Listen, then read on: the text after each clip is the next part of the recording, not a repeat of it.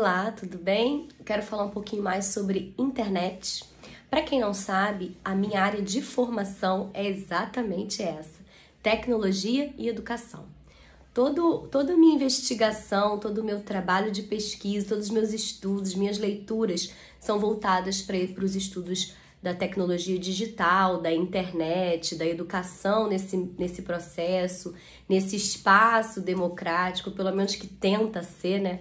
Que há uma disputa de poder de grandes empresas controlando, monopolizando, como a gente sabe, uma luta em favor dos softwares livres, né? Para que a internet realmente seja um espaço democrático, para que qualquer pessoa consiga ter uma voz, ter um espaço para expressar, para contribuir com os seus saberes, com seus conteúdos, com seus conhecimentos, experiências de vida, enfim. Mas ela caminha para um espaço democrático. Essa é a grandeza, né? Essa é a explosão da internet. E eu queria falar um pouquinho com você sobre isso. De repente você tem interesse em estudos nessa área, né? Eu sou exatamente pesquisadora e especialista nessa área na minha formação. Então, assim, eu queria te mostrar alguns livros que eu separei aqui da minha biblioteca para você. Esse aqui, gente, é o primeiro livro onde tudo começou. Eu dou uma palestra que eu falo sobre a comunicação entre pais e filhos, né? Que eu costumo ser chamada por conta de dificuldades dos pais não entenderem a linguagem que os filhos estão utilizando hoje, a dificuldade às vezes até no processo de aprendizado, a dinâmica de pensamento.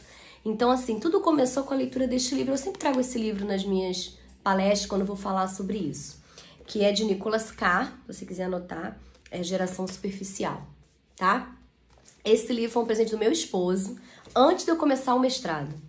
Como eu estava interessada nesses assuntos de tecnologia, porque eu fazia parte de um grupo de pesquisa sobre tecnologia, era tecnologia e pesquisa etnográfica, ele me deu esse livro e despertou em mim, assim, uma vontade de entender melhor esse espaço, entender melhor essa dinâmica de pensamento, entender melhor esse nativo digital, né, que é um conceito que se usa, mas também já muito questionado, mas enfim, esses que nasceram nesse período dos anos 90 para cá, que tanto tá se falando aí na internet, né, a geração Z, a geração Y, a geração milênio, que é a geração de 90 para cá.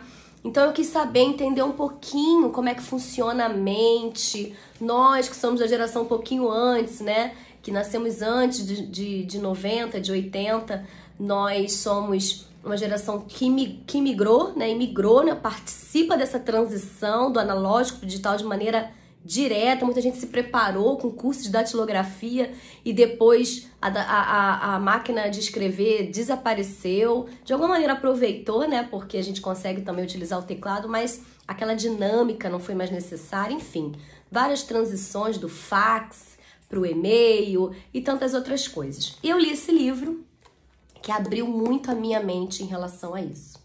Depois eu procurei uma outra obra do mesmo autor, porque eu gostei muito da linguagem, da maneira como ele amplia. Claro que, logo assim que eu li, na verdade, eu não fui para esse segundo, eu fui para um outro, que é uma cartilha que eu quero deixar aqui recomendado. Eu não encontrei ele aqui, porque tá lá no estúdio. Eu deixo alguns materiais no estúdio da AMA. É o Cyberespaço, de Pierre Levy. Ele é uma cartilha básica para quem quer entender a educação online, a internet em educação. Então, assim, eu li Pierre Levy, fiz um trabalho, um mapeamento de conceito, me aprofundei bastante com ele. Sempre uso ele, sempre. Na minha dissertação de mestrado, nos artigos que eu publico sobre exclusão digital, que é o tema da minha dissertação de mestrado, eu utilizo muito Pierre Levy. Então, é uma dica que não pode ficar de fora da sua leitura. O outro, de Nicholas Carr, é o A Grande Mudança, que é Reconectando o Mundo, de Thomas Edison a Google. Te dá, assim, um panorama social, político, comercial, enfim, educacional, essa mudança toda. Então, ele fala desde Thomas Edison ao Google. É muito boa essas obras. Gente, eu tenho um iPad, né? Eu leio muito digital, mas eu ainda gosto, né? Eu sou da geração anterior, né, gente? Eu gosto muito de livro. Claro que esses livros aqui foram lá no início, né, quando eu comecei o mestrado.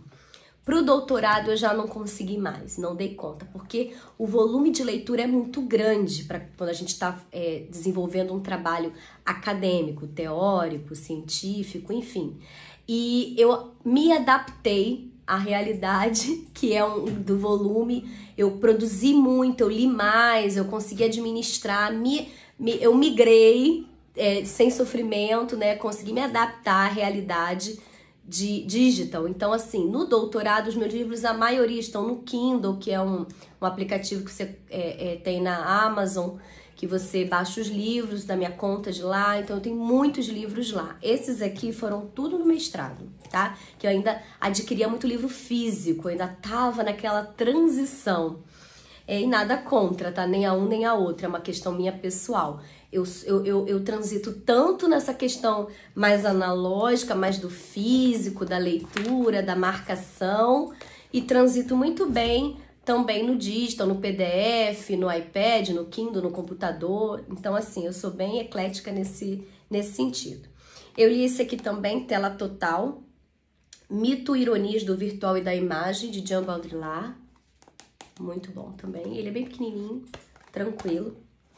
Depois eu fui me debruçando nas questões da inclusão digital, porque o tema da minha dissertação de mestrado foi a exclusão digital.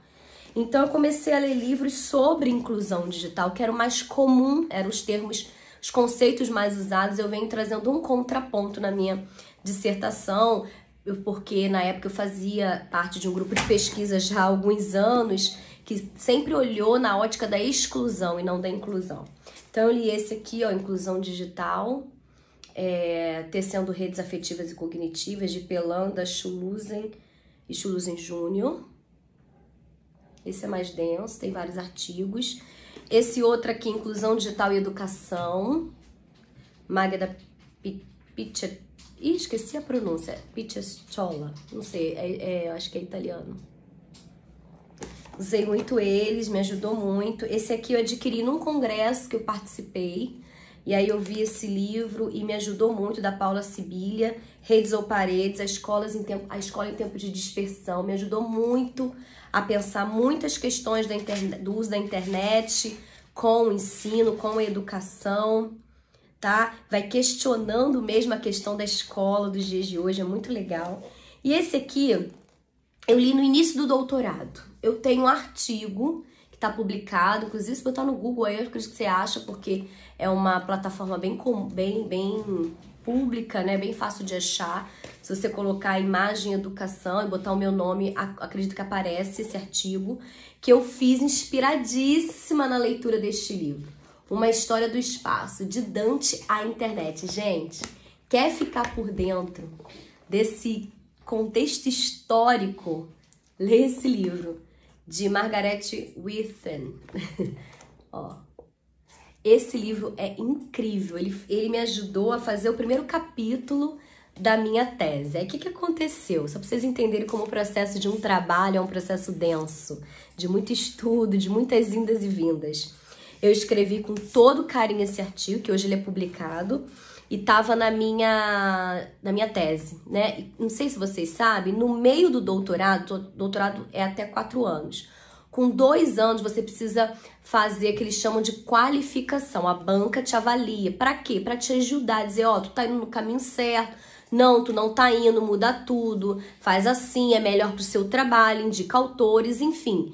O intuito é uma crítica construtiva para você poder ajudar. É muito boa a qualificação, porém, para o aluno de doutorado é o momento mais sofrido, mais doloroso, onde você apanha muito, mas é importante esse processo.